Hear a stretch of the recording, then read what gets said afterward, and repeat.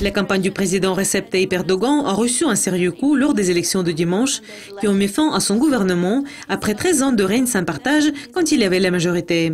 Je suis Sinead McLaughlin et c'est votre revue de presse de lundi. Monsieur Erdogan et son parti AK font actuellement face à un défi de former le gouvernement après avoir perdu la majorité. Le parti a obtenu 41%, une forte baisse par rapport à 2011.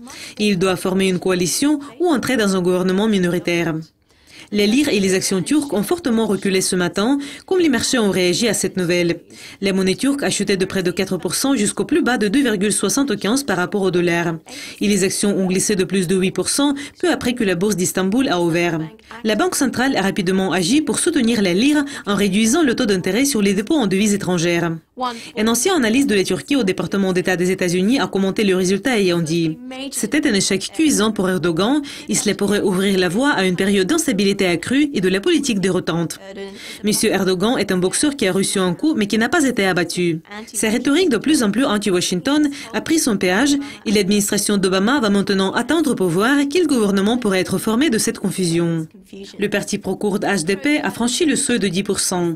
Cette percée a apporté au parti 79 sièges et c'est pour la première fois qu'un parti ayant des racines dans le nationalisme kurde est entré dans le Parlement turc.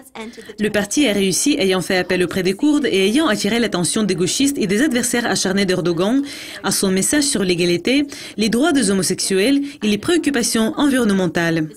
Cela pourrait être le début d'une nouvelle ère politique, un revers majeur pour le président qui a polarisé cette nation. La dimension surprise du glissement de l'AKP a soulevé des questions immédiates sur l'avenir politique du Premier ministre Ahmed Davutoglu, qui a dit pendant la campagne qu'il allait démissionner en tant que président du parti s'il ne réussissait pas à gagner les élections. Dans un discours prononcé du siège de l'AKP à Ankara, M. Davutoglu était provoquant. Nous allons évaluer les leçons de ces élections et si Dieu le veut, nous allons continuer avec une détermination encore plus grande sur notre voie. Après que presque tous les votes ont été comptés, l'AKP semble gagner 258 sièges au Parlement, 18 sièges de moins dont il a besoin pour recevoir la majorité. Le Parti républicain du peuple semble devenir le deuxième plus grand parti, de même que dans le Parlement précédent, ayant reçu près de 25% des voix.